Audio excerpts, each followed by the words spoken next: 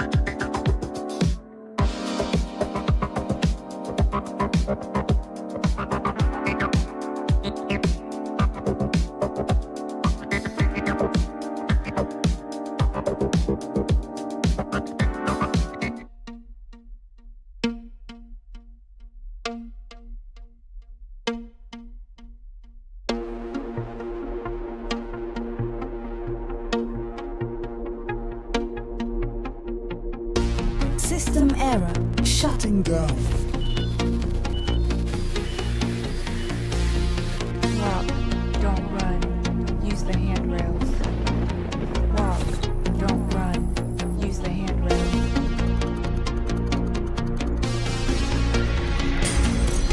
Neon Temple simulation reboot in progress.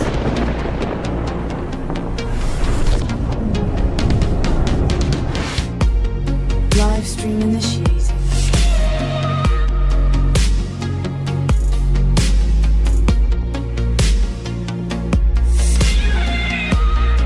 Stabilizing environment.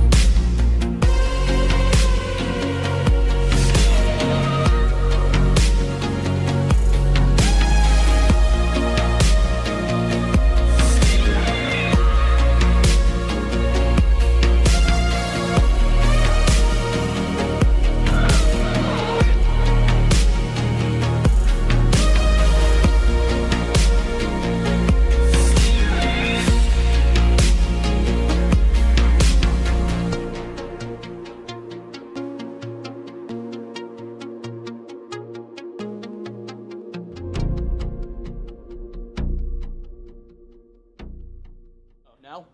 Yeah. So tonight, we have some festivities on our books here. First, I'm going to ask the age-old question. Is anybody working on anything cool at home or at work? Is anybody doing anything cool? You're about to see it. Yeah, I know what you're working on. What are you working on, bud? Here, hang on. I'm going to walk over to you. What are you working on? I hold the mic. Oh, okay, sorry. I don't know the full in-depth of it, but right now, Okay, that's cool.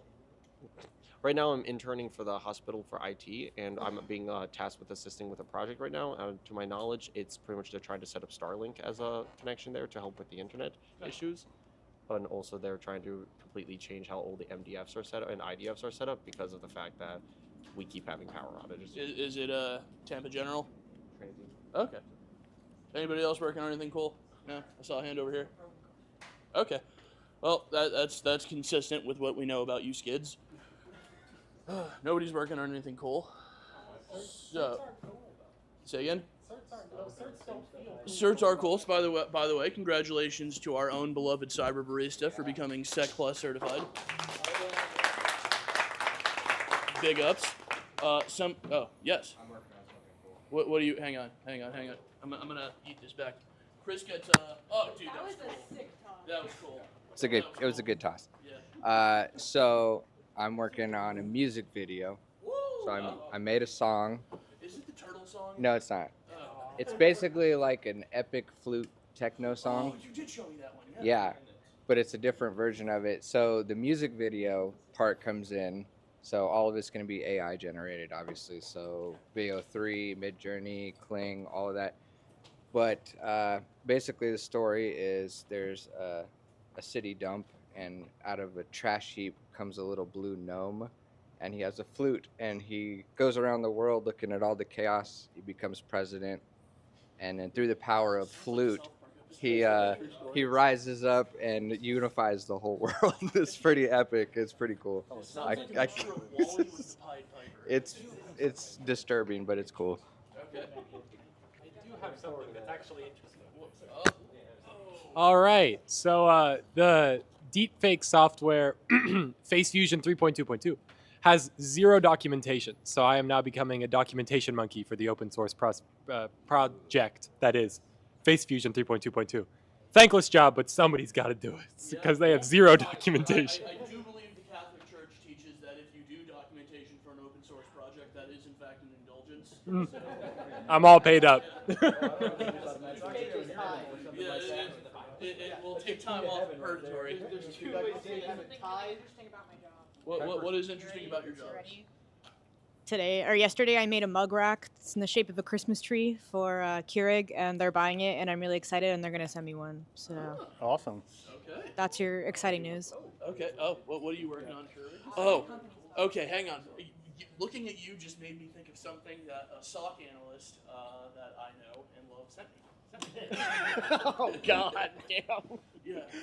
I know what you're talking about. So we are previewing 3 or 4 different AI SOC analyst tools. So I'm going to they're they're told us we don't want to use them, but we're forced to. So you better give us feedback. So we're trying out Conifers, Socrates, Leon, and one other one. And so yeah, try those out to see which one sucks the least to work with and that can actually make our job better.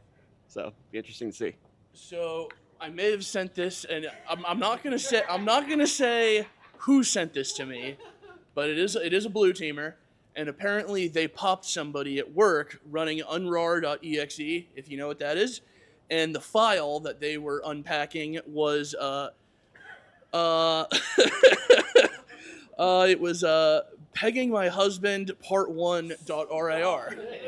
Yeah, and that got popped by the SOC, and they did that on their work laptop. So yeah, right, like, yeah. So I imagine. I that would be the weirdest excuse to say, like, oh yeah, I was hacked. That's like putting something racist on Twitter. It gets ratioed, and then you're like, yeah, I was hacked. My bad, guys. Say again. It was your doppelganger. Does anybody need any help with projects that they're working on? Does anybody need mentorship? Everybody's doing good. Everybody is living up to their highest potential, and they're gainfully employed, and they don't feel like they're stuck in their career. You can do better? Okay. Where do you feel stuck? Just kind of finding time to do everything I need to do because I took a new position. If you were to make a call out to people of the guild to say, help me be unstuck, what would you ask for? Probably some help with my projects that I'm doing at home to get myself into an actual cybersecurity role. And what are those projects? I have a home SOC and a firewall computer that I want to put together and basically set up my house to be protected from everywhere else as much as possible. Okay, now I imagine somebody around here at home will hit you up to help you, hopefully, wink wink, nudge nudge. But you also have the Home Lab channel, which I highly encourage. The Home Lab channel, their moms probably took Tylenol whenever they were in Utah or something. Sorry, I had to make that joke.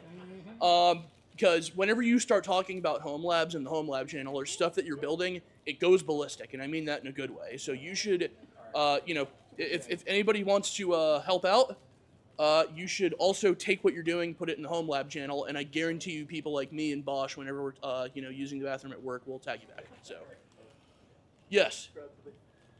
So for those of y'all that saw like my WooSent lightning talk, I'm expanding that out to like a 45-minute talk to give at our company virtual conference next month. So that'll be fun. Are you still going with WooSent as the talk title? It sounds like it now, unless somebody tells me not to. Okay. Tonight, we will be voting on their handle at the end of Trey's talk. So stand by for that one. If you look at the temple calendar, it's a little bit in limbo right now. That's my fault. We're working on trying to get it filled up for the last quarter. We're trying to sprint home to the end of the year. I don't know what happened to this year, but we're almost done. One thing that you can look forward to, and I'm going to release the white paper while Trey's talking, is we are running a Japanese game show hosted by our beloved Furio, and it's going to revolve around messing with scammers.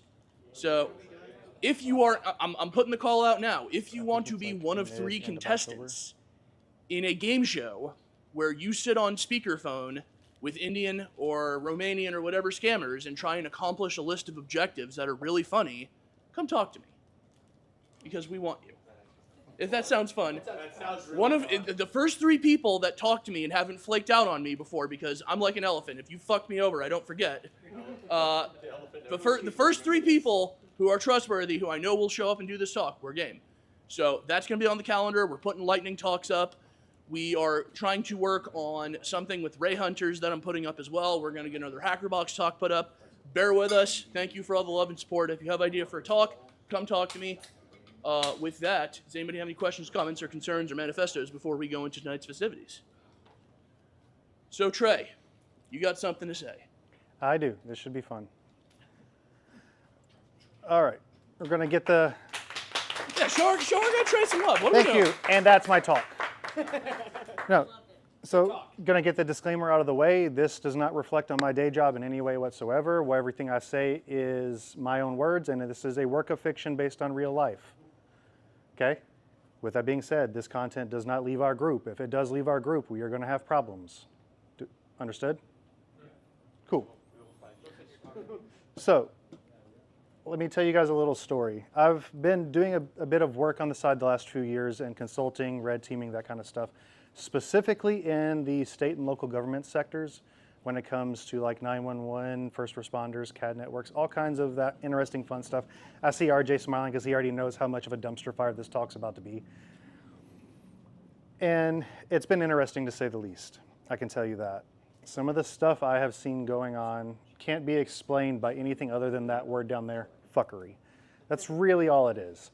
So I've kind of put this together as a nice little story to present to you guys. This kind of came to me literally in the middle of the night on Tuesday after I had finished working on another one of these engagements. And it was just too juicy not to make into a talk, so I figured I would share it with you guys. Let's see where this is going. So is the pegging video the one you found? It was totally me. It was completely me. So, telling you guys a little story. This is just anywhere USA, right? Pick a town, not quite small, not a metropolis, just anywhere in the USA. Except, yeah, there's too much curvature to the land. It's somewhere to the west. But common little city, right? There's nothing crazy going on, except this town here has a seedy little underground not everyone's aware of. Because of that, some craziness has ensued in the middle of the night. This dude, Chets are always the worst, gets arrested, right? Gets his door kicked in, cops are doing their thing, they snatch him out of his little home office / server room and take him to jail. He gets charged with a bunch of different stuff. Money laundering, hosting a website for selling drugs and craziness, and X, Y, and Z. Pick your charge. Chet got it that night. He also happens to work for a particularly unsavory organization running their nefarious cyber schemes and websites. That's why he got picked up. So you can obviously assume, right, this causes a bit of a problem. Chet is valuable. The organization doesn't want Chet to rat, so they're going to try and get him back before he has a chance to do so. He's sitting in small town anywhere USA, their little police station. It's nothing crazy. They've got like 5 total police officers for the whole city, right? So this crew contracts out to some mercenaries who happen to have a nice little like cyber team together. Said mercenaries, they start doing their research, finding out, well, how can we break into this jail and go bring him back? Obviously, they could just use brute force and try and take him out, but that might cause casualties, other problems, things like that happening, right? So they want to be a little sneaky as they go about it. So they do some research. They hire in this nice little cyber cell. They scope out their target, being that municipality's police station, and they stage their effects. This might seem a little fast. There's a reason for it. So as they've done all of that prep work, it's time to go. Old Sneaky Boy here, that's what I'm calling their little hacker man they have in this mercenary group, right? He's kind of calls up, hits 911, hey, I want to report an emergency. There's insert your false report here. This could be like they're calling it a school shooting, a fire at the hospital, whatever, doesn't matter. Just calls in a false spoofed report, right? This distraction is good enough that it gets a full response from that city's 5 police officers, and they all rush out the building, right? Old boy Chet's still sitting in the drunk tank, waiting to be transferred somewhere else. So with this whole distraction happening, they roll out. While those cops are responding, they execute their mission, right? Old Sneaky Boy then decides to make his move, does his little thing, clacks on the keyboard, presses some buttons. Comms go down for all of the police, fire and EMS, that 911 call center, everyone. They just go dark. No idea why. They don't even actually know they're dark yet. They're not getting calls. There's nothing coming in. No one's the wiser, right? With comms down, these mercs make their move, crash the jail, jump in. They get their guy, and they're off into the sunset, right? They got Chet back. Minimal casualties, didn't really cost them anything, but a little bit of money to hire some mercs. And now Chet can't rat. He's not giving away their secrets, and this isn't going to become a RICO case. But how did they do that, right? So I tell you this whole story because this is something with the way a lot of these networks in municipalities are set up, being very viable. I'll circle back around to why I think they're viable here at the end. But here's how I think they did it, right? A week earlier, they got hired. So they bring in Sneaky Boy. He starts doing the whole capability dev thing. He's digging around, doing his OSINT, doing his research. He's looking for any kind of RFPs or awards that were bid on and won for that city, dealing with their 911 call centers, their police station, the radio networks and the cradles they use in their cars. Is that in the way? There we go. Then they start digging around a little more, looking at breach forms, looking through password lists, things like that, technical documentation. Well, it's really interesting when you are working for a municipality or any kind of state, local, or even federal government entity, as you purchase things, you have to let the world know what it is you're trying to buy and your technical requirements and specs to buy it. So that makes this super easy for Sneaky Boy. He can sit and do all the research he wants, see what kind of equipment they purchased, how it was set up, because part of that RFP process is you have to specify what kind of a network diagram and or architecture you want, and the vendor has to reply with, this is how we're going to do it, here's the build out, here's the equipment that's going to be used. Yes. Request for, proposal. Basically saying, hey, I need someone to give me a bid on building out this water tower. That's all it is. Yeah. So all of that technical documentation and everything is just out there in the wild. Anyone can find it if you got 5 minutes in an AI and Google. It doesn't take much to find.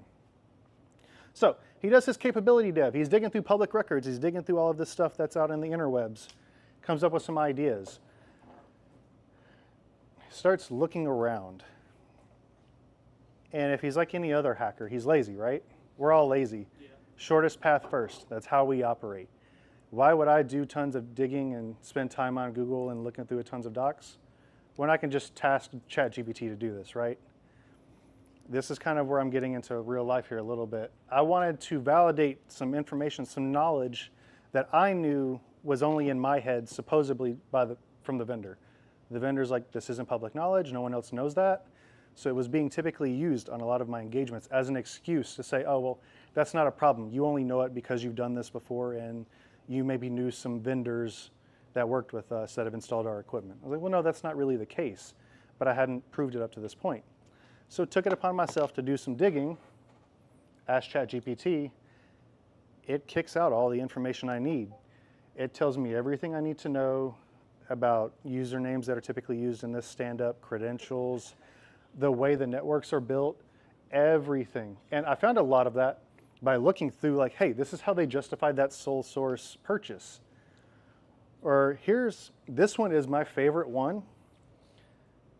This is just sitting on Scribed, just sitting out there in the open. It tells you what the credentials are that are always used to set up these radio environments. So I know I didn't elaborate too much. When I'm talking about these 911, these first responder networks, all these CADs, I'm talking about the radio backbone that helps them talk, that basically interconnects all of the cars, the other like local jurisdictions and things like that to the 911 call centers, to the local county government, to the police force. All of that stuff is built the same way, and it's really kind of cool, but it's really scary at the same time. Is that typically the P25 trunking? Yep, it is exactly P25 trunking radios. It is shoestrings and bubblegum, my dude. It is bad. But I did a little bit of digging, and here it is. It's out there. Just a couple examples of what I found. This is nothing crazy, right? But this data exists in the wild. So I just completely shut down that whole excuse from the vendors of, well, you only do your thing because you know what it is already. It's like, no. Even if that wasn't the case, anyone that's like me that has 5 minutes and a laptop can know what I know, right? And if it doesn't make it any better, I guess, but even if they didn't do all of that research, just a simple password spray in these environments would turn up that same information. This came out of sec lists. It's also in RockU. Like, this is known quantities. Like, this stuff is out there. And they're basically conning our whole government and going, no, it's not. Just a couple examples of like these publicly available RFPs and things like that I've found. The city of Los Angeles, Phoenix, Arizona, DHS, all of their setups are just out there in the wild. You can go see how they're running their radio systems. That should scare you, because this is the stuff that you're relying on for public safety to ensure that somebody shows up when you have a problem. Does this little story I was telling you now kind of sound a little more realistic? Yeah, and it's so great though, right? Yeah, so a little bit of time, a little bit of research, you can prove the point. So this is how old Sneaky Boy found his route in, right? Well, that's cool and all. He has creds. He has an idea of what he could do once he's in the environment, in the network. He knows how it's set up, but he's got to get access, right? You typically have a couple different routes and ways you can go. That access could look like any other pen test, right? Maybe you do a password spray. Maybe you're, social engineering somebody, doing things like that. But with these kinds of environments, yeah, here's just a nice little list of some of the other ones I had found. Yeah. Some of these environments have a small bit of variation. That variation is usually typically around if it's connected to the internet or not. So that can be a bit of a hiccup at times. But it's not an insolvable one.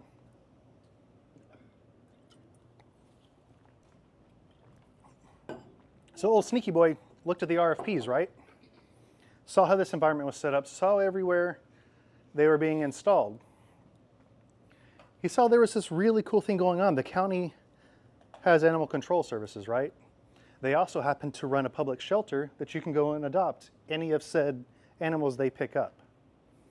What's cool about that animal shelter is it also includes access to any of the P25 radio systems, an entire comms closet that is hooked into that RNI, and that said network is connected to the rest of the county as a whole. Yes. Kind of a softball, but also kind of curious. So how do these municipals decide where they're going to stick their IT equipment, or is it arbitrary? Does somebody recommend it? Is there SOP? A lot of the times it's kind of just arbitrary. It comes down to the size of the municipality and what they need from the services. For this example of it being in an animal shelter, the same kind of IT department and group that ran the county courthouse, local police, any of the jurisdiction in that municipality or county was all the same IT shop. That animal control was also tied in to the 911 call center. They were tied into a bunch of different things because a lot of times, people don't know what to do. There's a crazy dog, they dial 911. 911 just passes it over to animal control. So they need to be connected. That's kind of how this setup came to be. They were all tied together. They worked under the same jurisdiction, if that makes sense.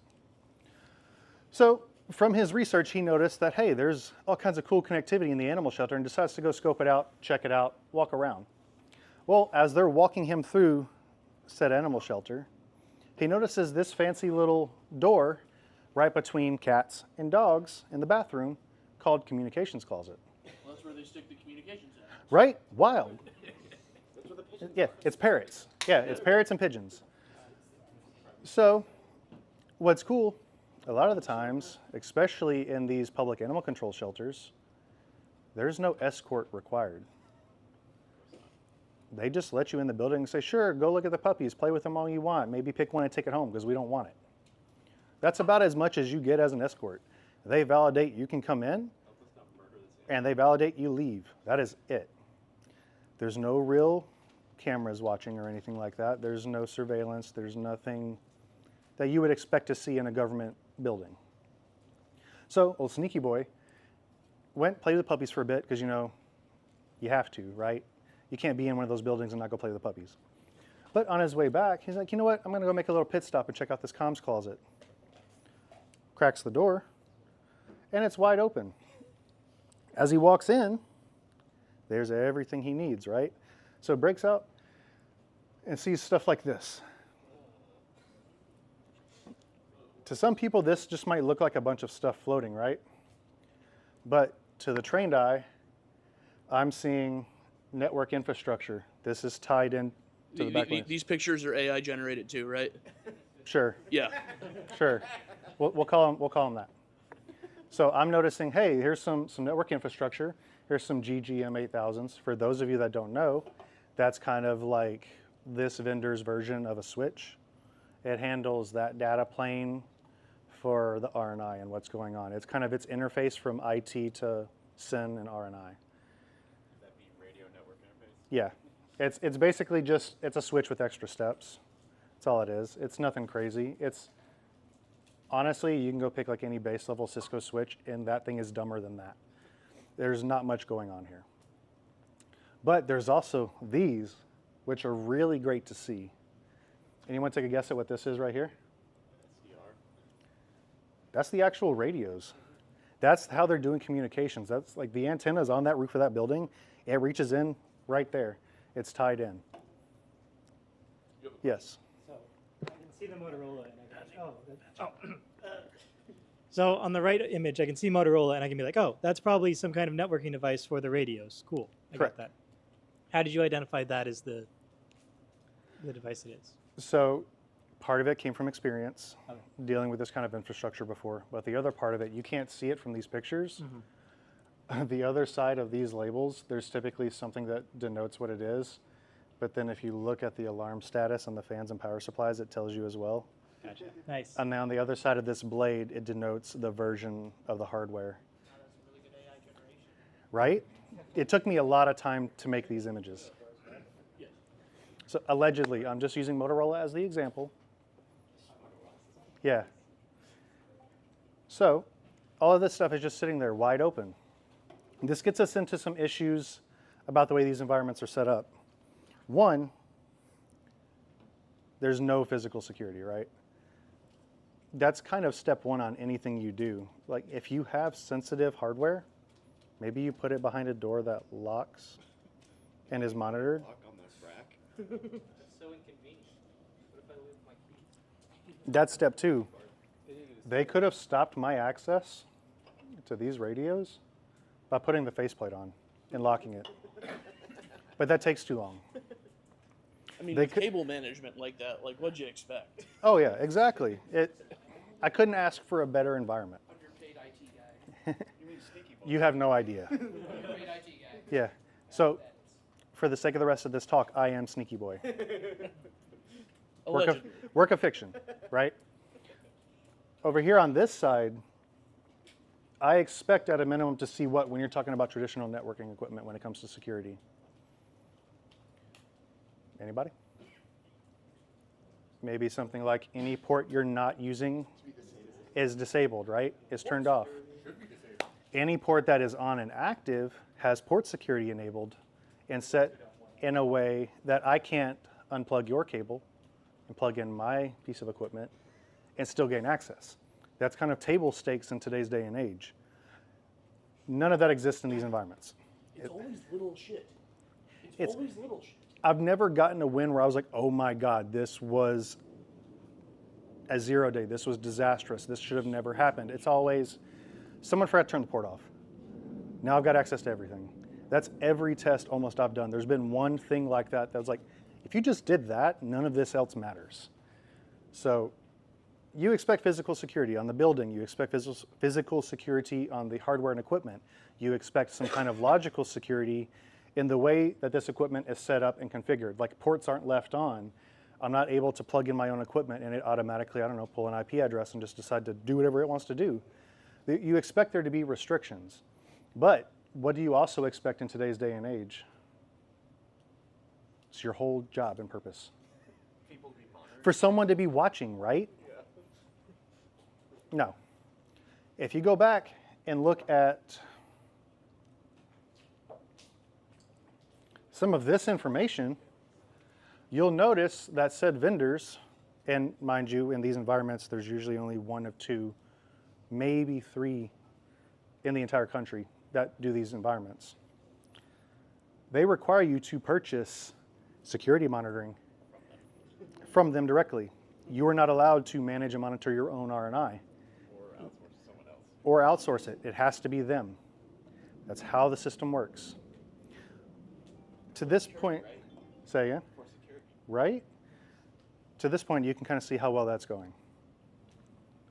They're not.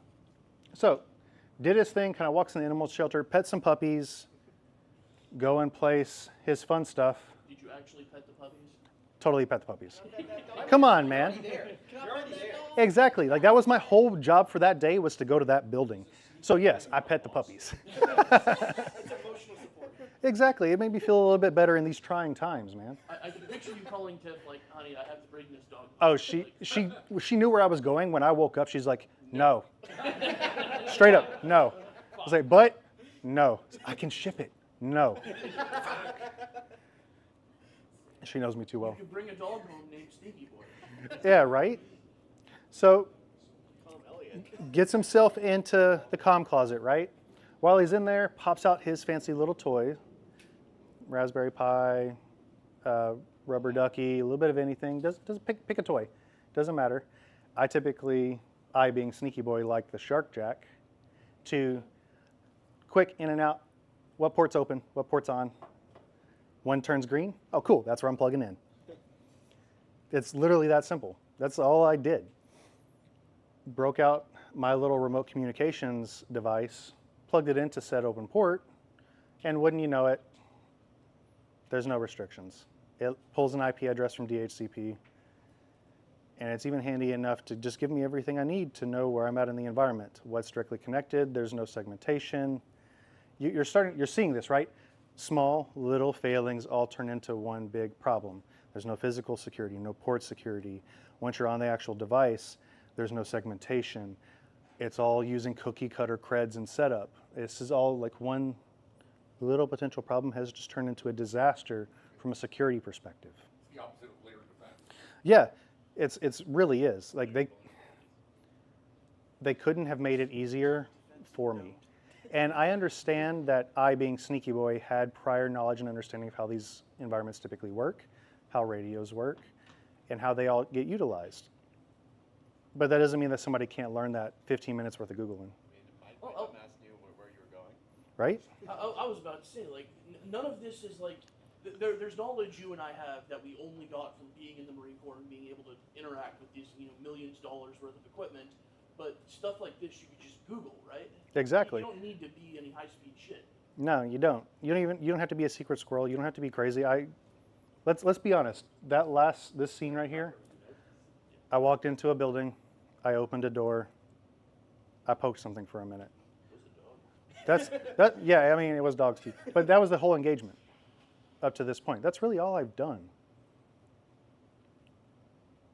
It gets worse. It gets worse. So plug in, as I'm digging around, I mean, when you know it, my creds that I found on the internet and with AI worked. Not only do they work for the R&I, they work for the enterprise environment. Because the way these vendors also set this up, it has to be tied into the domain. And said users, you'll notice ignore this one for the moment, just look over here. These domain admins list, at this point in time, was like 60 different users in a municipality. Not a very big one. They probably had more domain admins than they actually have IT staff for that entire municipality. It's wild. A lot of these accounts look a lot like what we saw from Google and AI, right? Like Nice Admin, Motosec, AIS consoles, EPO admin. All of these different accounts are domain administrators. Do you know what else they were? They had service accounts in this group too. Probably local admins too. They are local admins, not just on that enterprise infrastructure, on the entire R&I. So every radio, switch, router, device that is connected, those accounts are also full admins. Like they've got access to everything. You want to know what else they were? From the domain perspective? They were also enterprise admins. They're also remote desktop users. They're also schema admins.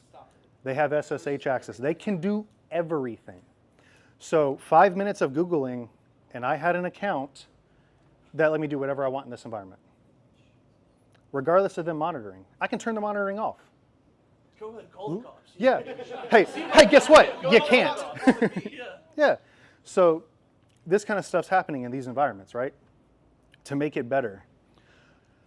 I'm doing some digging around and trying to be like, okay, well, let's be realistic. Let's find some kind of device in this environment that I would realistically have to reach out and touch get access to, and do something on to affect these radios. Not just me going and shutting off the port, right, on the switch. Because I could have ended this whole scenario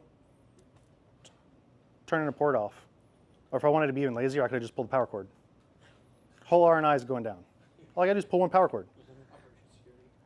It's crazy. But I tried to be a good sport, I being sneaky boy, allegedly.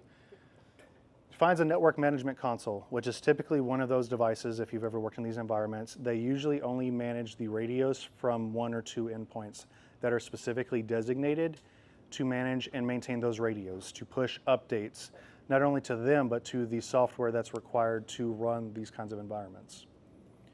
Those endpoints also have unrestricted access to go anywhere in any connected RNI. So that means they can ride the radio's data backplane from city A to another city, from that city over here to somewhere else, and all the way back around. So you land on one of these endpoints and you just so happen to know, I don't know, a domain admin and a local admin, you've got access to every municipality that that municipality is connected to. That's fucking scary. Wouldn't that technically be pretty much every municipality in the country? Because aren't they all interconnected? Just you have to take further hops to get across the country. Allegedly. Kind of the whole point of this talk. Learning has occurred. Right? Would these allegedly be domain forests with separate radio domains, separate evidence domains? You would hope. You would hope. But not every city and every state has as much money as every other city or state, right? So when these get built, especially at the time of purchase, what kind of budget do they have? Are they pooling together as a bunch of small towns around one big city and sharing a budget? A lot of the times you'll see something like, for example, let's that's a good one. Let's go with Knoxville, Tennessee, right? Hypothetical. A decent sized town in the state of Tennessee, right? Surrounded by a lot of what? Rural counties and country and farmland. And yes, exactly. Most of said small towns might have one sheriff, maybe a deputy, best case scenario. But they still need to get radio services, right? The cradle in their trooper vehicle still needs to take calls. They need to be dispatched. Someone has to be in a 911 call center to take that call when old Cletus has a problem. They do that by all of those little rural small towns, municipalities pool their money together and bolster the budget of Knoxville. Again, hypothetical.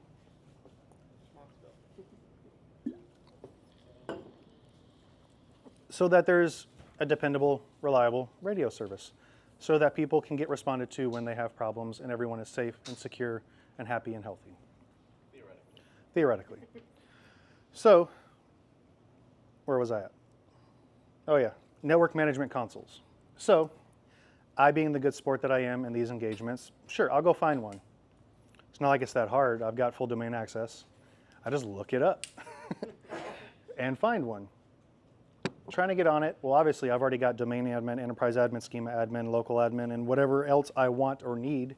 Like, I really want to stress the gravity of this before I move forward with these environments. Can anyone, from a threat perspective, tell me what it means that I landed a user like this from Go?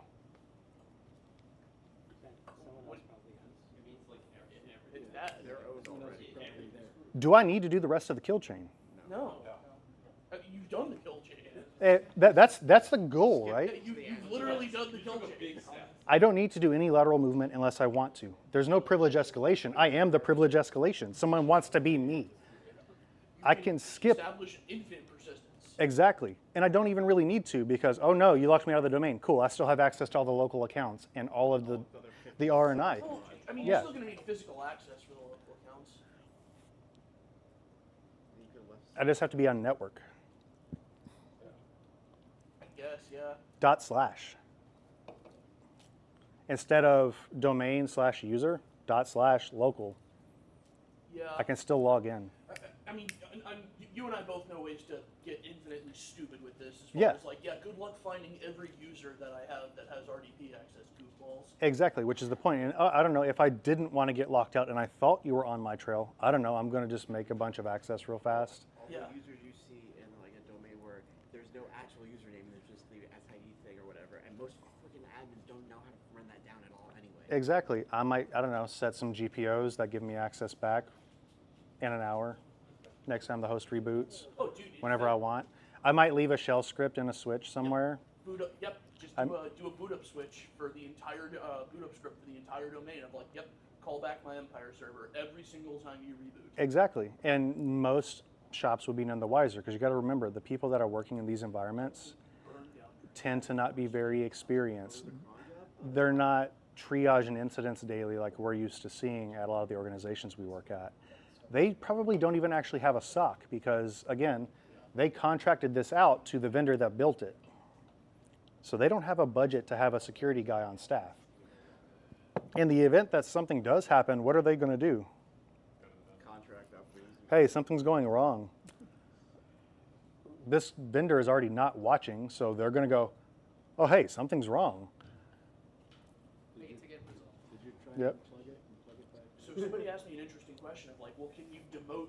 Can you just demote other users to where you're pretty much running the entirety of everything? Oh, Amber Alert. And like once with something as critical as this, the only way they're gonna kick you out is to tear down the entire domain, to set fire to the entire forest. And if you want to fuck around like that, nobody's getting emergency services. Exactly. Like that's weeks of recovery time. So yeah, when you have this kind of access, there's no stopping you. And there's nothing you can do about it at this point. Anything that this environment is connected to is dead. You can't kick me out. You can't burn down the forest. You're assuming they reboot most 5, 10 years. You're telling me I can't force that? You can. Exactly. I can do what I want. You own the city. Exactly. So I was a good sport. I found a nice little network management console. Getting back on track. Sorry for the little rabbit hole there. I'm digging around, playing the game, because you know this is a kind of a pen test. I want to see what's going on. I hop on this endpoint. There's nothing really special. I mean, there's just switch and router and radio configs. There's their encryption keys they use to provision everything. There's backups. There's copies of all of the domain's GPOs. Just, you know, little stuff, right? Little stuff. Nothing really useful to me at this point in time, except I land on this one user's desktop. I'm going to call him, you know what, this is Terry. I landed on Terry's desktop. He happened to have a nice little text file that said how to do the thing.txt. Literally how to do the thing.txt. With those kind of instructions that tell you not only, hey, if you want to access and manage all of the other radios, their power, their frequency, everything, how they work, you've got to do it using Edge. And you've got to do it from a client that's not inside the dispatch segment of this environment, which means realistically you have to be on the host I happen to be sitting on. Cool, right? Well, in case you weren't sure, he gives you examples of where you should be to do the things.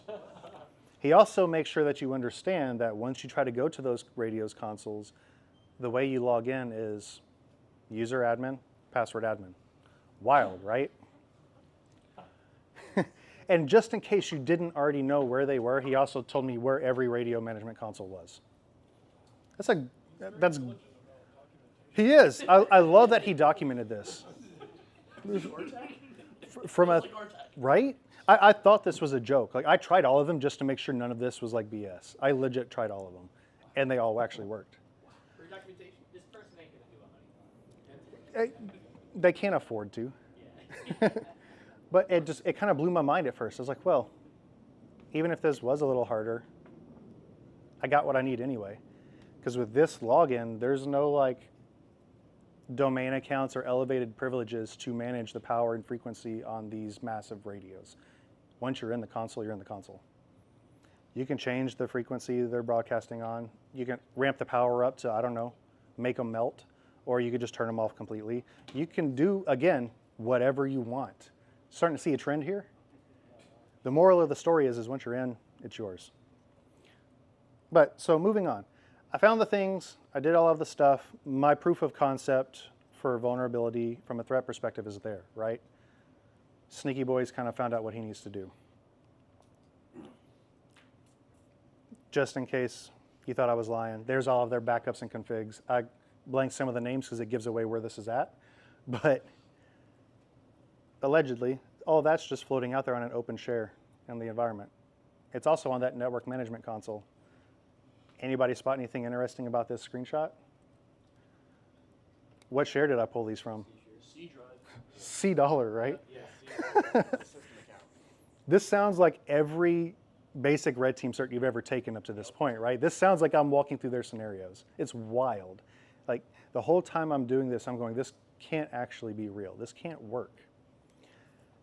Several of these environments, and a couple years later, it's completely real.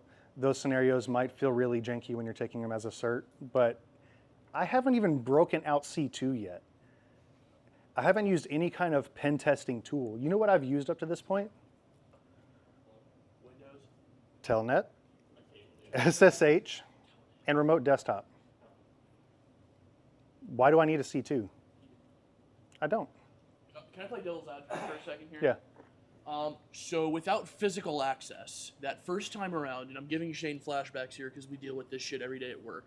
Without physical access, there's no way you could have figured this out in the first place, right? And yes and no. So I said in some environments there's a bit of variation in how they're set up. And this particular one that this alleged story is about, no, the physical access kind of gave me everything I needed. It was a failure from a physical perspective that gave me everything I needed, logical. But I've done, let's say, a half dozen other of these where I've been able to, I don't know, go hang out at the county library for a day and do this same exact thing. I'm nowhere in that space. I'm just on their Wi-Fi, and I can view, I don't know, court proceedings for the day, all of the judge's notes. I can still reach into the 911 call center. I could readjust the recordings if I wanted to of your calls coming in. I could turn off the prompter and the voice to text that they actually use. Just hanging out at the library. I can go read and do whatever I want, print some notes, and I don't know, access everything sensitive that that government and that local county has. So this is a very systemic thing in state and local governments. It doesn't matter what city it is, what state it is, this kind of a setup is there. From a radio, from a response perspective, but also from an enterprise perspective. These people are typically way undermanned, way more than we are. They're undertrained. They're not usually allowed to always manage their environments. And even if they are managing them, they're not actively watching because they don't have the time.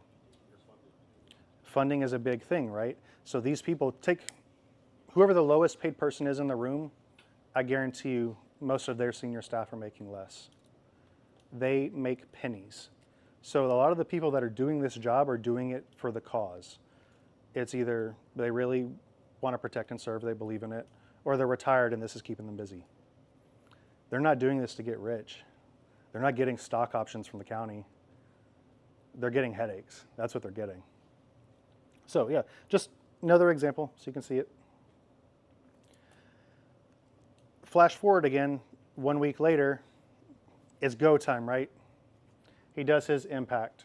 Well, all he did was pre-stage some changes to that RNI, dropped a couple switches, a few small changes. Now all of those fancy, you know, like tens of thousands of dollar radio cradles in every police vehicle don't work. The radios work, they're not talking to anybody because there's nothing to talk to. The whole network is down. On top of that, 911 calls can't go in. Dispatchers can't tell anyone where to go. Your now sense of safety and security in that environment is gone. Which enables people to do, I don't know, go break into a jail and steal their guy back or rob a bank on the other side of town. You know what the really interesting part of this could be? Maybe I didn't want to take the network down. I just wanted to reroute stuff or spoof calls and send you to the other side of the city while I do something over here like rob a bank or cause mayhem. Loot, riot, pillage, plunder, whatever you want to do. It is not very hard to ruin this whole veil of society that we have. It's not. don't mean to make this a little glum and dour and kind of scare some of you, but you should be fucking scared. Like, it's a it's a real. Yeah, Rav and I will just do this, and then we'll be, like, you can be the warlord of Trinity, I'll be the warlord of Sacred Harbor. It's the real reason for the feudal lords versus the communists. Yay, we're warlords! Yay! Now, luckily for us, I'm a good, upstanding citizen, right? I'm not looking to cause harm. I'm just looking to tell you where your problems are so you can make them better. They don't make them better. So, as an example of that impact, right? I was telling you that I had access to all of those radio control consoles, right? Hop in here. Oh, look, nice, convenient thing. I know where all the statuses are on the radio channels, if they're transmitting or not. Turn them on and off, manage them, throw them into service mode. So they look like they're up. They're not going to set off alarms. They're just not transmitting any data. You can effectively blind them and the supposed security monitoring just by hitting that fancy button called service mode. Because the host isn't down. 9 times out of 10, what I've seen from a response and a security and a maintenance perspective is the only time they respond is if something goes red. This is literally the equivalent of me on deployment going, you know what, I'm tired of the watch officer calling me every time a plane goes in front of the ADAG, so I'm permanently setting that node in SolarWinds to green. That's all this is. 10 years later, still the same tricks. Oh yeah, this fancy one down here too. That's me just in, you know, one of those little switches and turn the port off. Radio's still up. It's reporting out another direction. No data's flowing through. None of the calls from that region are going through. And there's nothing they can do about it because they don't know. The kicker about this is these radios, the way they're set up, they're an interconnected mesh network across these cities or municipalities or group of municipalities. My initial example of, you know, the animal shelter, that's quick and easy to get to, right? Maybe 20 minutes from the IT shop, they can roll over and fix the problem. What if I turn off the one that's at your retrans site on the top of a hill 2 hours away that talks from other city to your city? You're not responding to that in any kind of meaningful time frame, right? It's going to take you a while to come back from lunch to even realize it's down. You're going to troubleshoot on your side, flip some light switches, hoping it fixes something, pray to the networking gods and go, well, none of that worked. I guess we're going to send fucking Chad out in a truck to drive out to the retrans site. So you've got a whole day gone by of nothing happening. Nothing coming through, no calls, no response, nothing. For all of these, for your transmission site at shelter, if there's a power outage, doesn't that do the exact same thing? Not quite. So that is the one thing they do well. They do build these very robust. They are all on their own individual battery backups. That do work. The problem with those is they're also connected through ILO in the same network. So you can go and manage the power backups too from this same environment. But they've also got their own backup generators, diesel engines, things like that, that like if power cuts inadvertently to the retrans site, it comes back up in a few seconds. These devices aren't smart, so it's literally just reboot, reloads config, and keeps going. But if you pull off the network, they're not smart enough to understand, hey, that link's down. They're just throwing packets at a fucking black hole all day. So it gets pretty wild. Some considerations to this whole story. These service providers, they're building out these networks in a cookie cutter formation. If you've seen one, I'll be generous. If you've seen 3, odds are you've seen all the different configurations. Typical things that change aren't the accounts you would want from an attacker perspective. It's usually something like the domain name, and all that changes is a numerical. It's like changing your zip code when you drive across a certain region in the city. That's all that changes. That's really about it. Networking schemas don't change. The radios are the same. Everything's the same. The difference is when did you provision that system? The answer to that question is, unless you're doing a refresh, which most orgs are starting to do that this year, they were built late 90s, early 2000s if you were lucky. So this stuff has been out there and floating for 20 plus years at this point. Sounds a lot like critical infrastructure, right? And in reality it is, because this is what keeps society running. So say when perhaps energy response to things like fires and stuff on their. Okay, Alex Jones. Yeah. I may perhaps. No, that's a that would do things like testing for energy companies. no, that's a good question. So again, it depends on where you're at, depends on that municipality, how close they are to someone that does power transmission and those other things. Being like Tico over in like New Tampa and stuff. But like if you're Maybe. out in Texas and they had the initial response to fire is privatized within the energy company or energy extraction company, I would assume that they might be tied into the backbone. That's because that assumption is they're also the same exact radio networks. That's what I thought. And they are. Yeah. So, Oh no. the other huge glaring issue here is take everything I did and erase it. Someone's starting fresh. There's still nobody watching. They say they're watching. You're paying them to watch. You can't pay anyone else to watch. But they're not. And that's what it comes down to is, okay, well, who are you going to tell on me to? Because there's nobody mandating that they do what they're supposed to do. If there was, these wouldn't be cookie cutter environments. This all wouldn't be this easy. I would like to say that I'm a really elite hacker, but I'm not. I'm a tier above script kiddie at best. I'm just creative, and I understand how shit works from a network perspective. And I'm completely decimating entire cities. Just kind of wandering around and hanging out. I'm not using crazy hacker tools. I'm not building custom payloads. I'm not even using C2. I'm having fun. I'm playing. Exactly. I work here. And they can't tell. How would they know? Because they don't understand the behavior. Much less do they even have valid list of assets, hardware, software, any of that. They don't know. They purchased it. The guy that purchased it, he retired 15 years ago. Nobody knows where that information's at. They just hope for the best. If it's not blinking on their little like light up SolarWinds version for radios, they don't know that it exists. Would they have grounds to sue the service provider security if it doesn't do anything? Someone would have to listen. That municipality would have to have enough money and budget to be able to sue a multi-billion-dollar corporation and beat their lawyers. And the contract also has arbitration clauses, which will typically happen in like one of 3 states, and it's always going to be at the behest of said mega corporation. So what is it? The one in Texas, right? It's usually going to be like it's like Nevada, Utah, Delaware, like that's it. And almost all of them incorporate in that area for a reason. And if you were here, I don't know 3 weeks ago when Bryson was talking about making a startup, he told you exactly why. It's very friendly. Exactly. So all of that comes into account. So the short answer is, yes, they definitely could.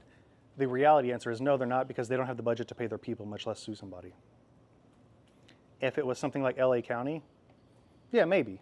They've got money in lawyers up the wazoo because they're getting sued all day, every day. What's one more lawsuit? But for middle of nowhere Nebraska, they ain't got time for that.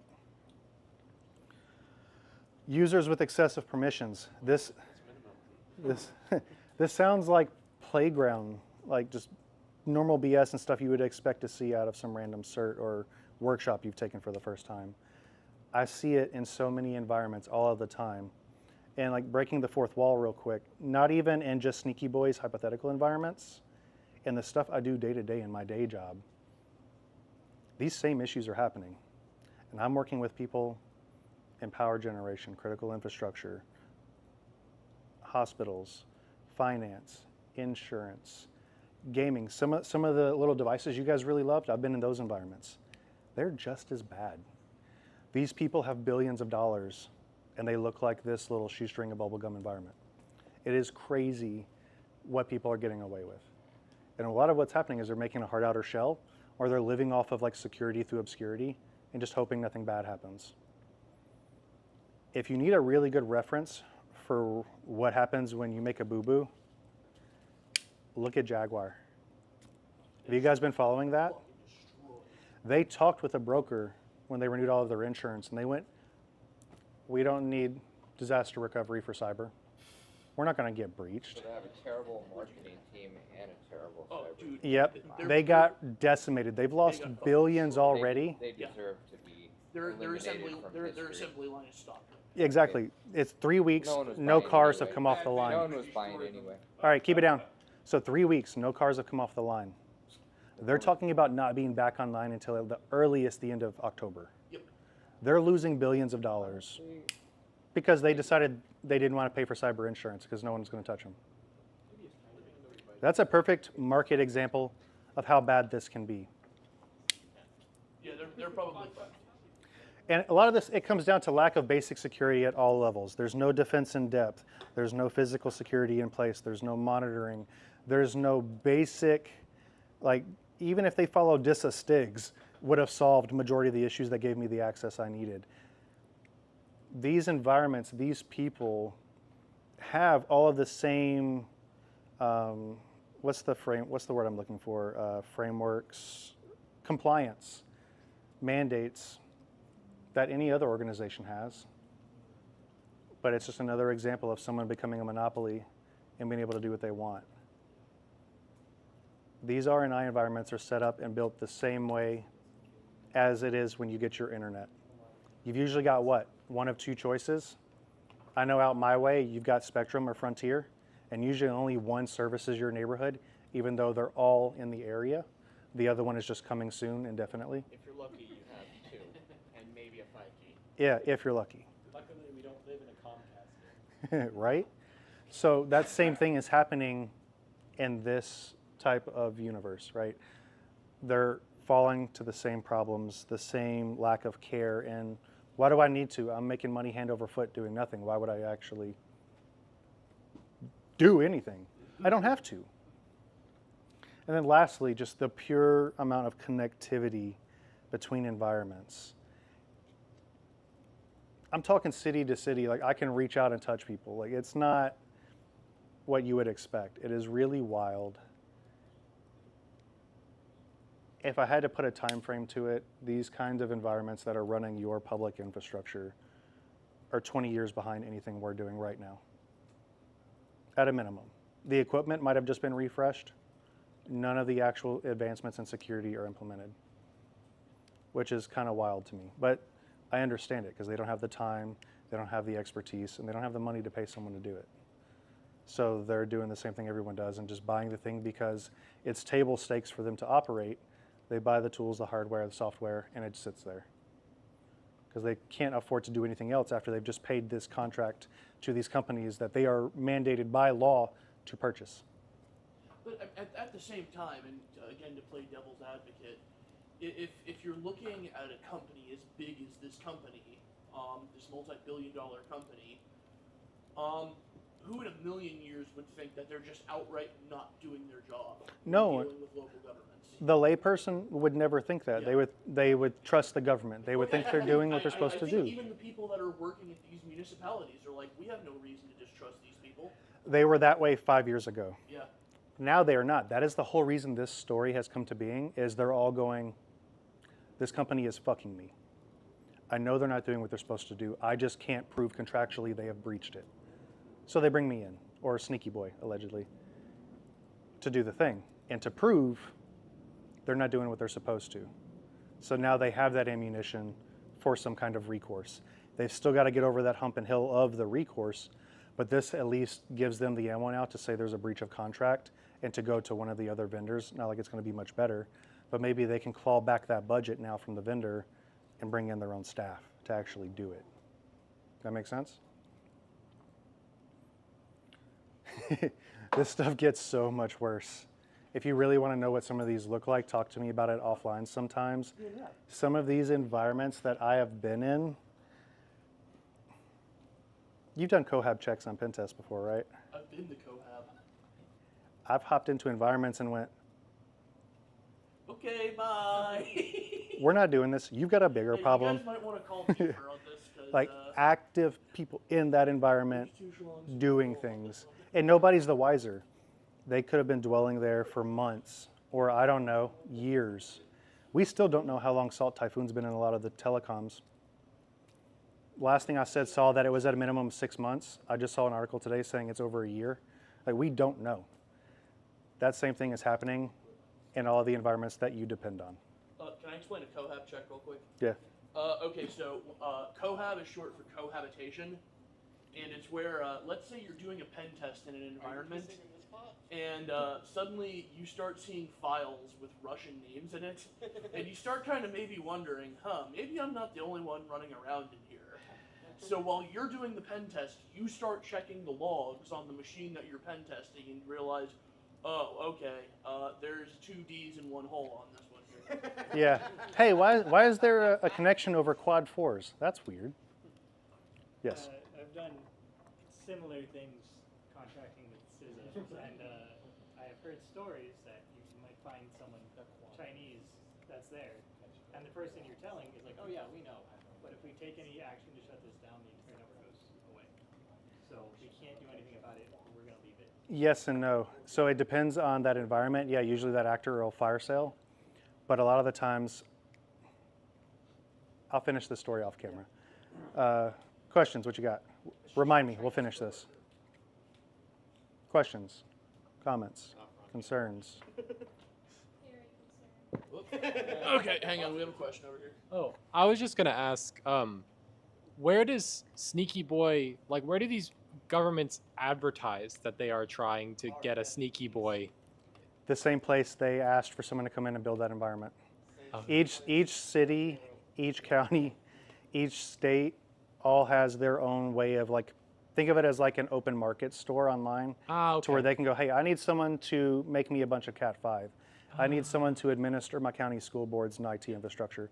And they put it out that way online as bids, and you either find them yourself and you can bid on them to do the work, or you've got an in those environments and you know when they're coming and they give it to you first, so that you can put in ahead of time. And I think when RJ posts those jobs for Pasco County sheriffs where it's like, we'll pay you $50 and a large pizza per year or something, I think that same website also has county bids for everything from IT to dog catching to mosquito control. So yeah, they're out there, and to Trey's point, all you really need is an LLC, and I think sometimes you might need some insurance as well in order to bid on these things. LLC, insurance, register with the state, or honestly with that organization. So the same rules apply for academia. They apply for healthcare. If you register with those organizations, you get put in their bid system, and they'll just start sending you invites and emails. Hey, put in a proposal. Put in a Temple proposal. actually gets them because of that thing we did with USF. Yeah, USF is a great example of that. We get bids put in all the time saying, hey, can you guys do a thing? Cool. Does it have to be U.S. based or solely tied organizations like a Confucius Center or things of that nature? Are you working for the Confucius Center or I'm against saying, the Confucius does Center? Are you talking about Center being get a- able to bid on the work? Does Confucius Center get offered to bid? No. Oh, okay. Doesn't mean that a sub couldn't win. Yeah. Yeah. That gets into a whole nother rat's nest. Yeah, they had a question here. Hang on.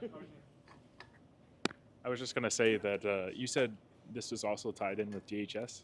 Say again. This was also tied in with DHS. Oh, went too far.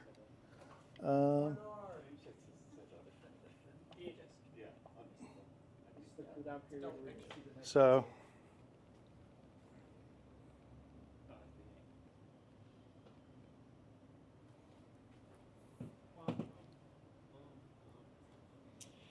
Yeah, it's really, really scary. Well, considering like if it was this easy for old Sneaky Boy to get in and do this, what's stopping a nation-state actor from somewhere else? Now you're using your noodle. Yeah, just like someone to come. Yeah. It's already known. That's how. So that one is actually extremely scary because they didn't initially pay for said services. If you read what that RFP is for, it's the explicit inclusion of security updates and services for monitoring and engineering support of their Astro 25 systems, which is those radio environments. Questions? Oh, Patsy poo poo. It sounds like a stupid question, but I do mean it genuinely. Do you use these comics in actual presentations to people, or? No, 'Cause it I seems like wish. it's I wish ineffective. honestly, but I actually am trying to help them and not dunk on them. If I didn't give a shit, I would 100%. Oh, okay. Well, it seems effective because I've given more than my share of talks where the CEO glazes his eyes and doesn't care. But I tend to do very well with whiteboards. and talking risk into dollar bucks. It's a very undervalued skill. If you can explain, like, my impact just cost you your budget for the next 10 years, all of a sudden they care. It's- Yeah. Do I have to give another talk? Any more questions, concerns? If not, we can turn off the camera. Turning it around. All right. Thanks for your time, guys. Hope you all enjoyed it.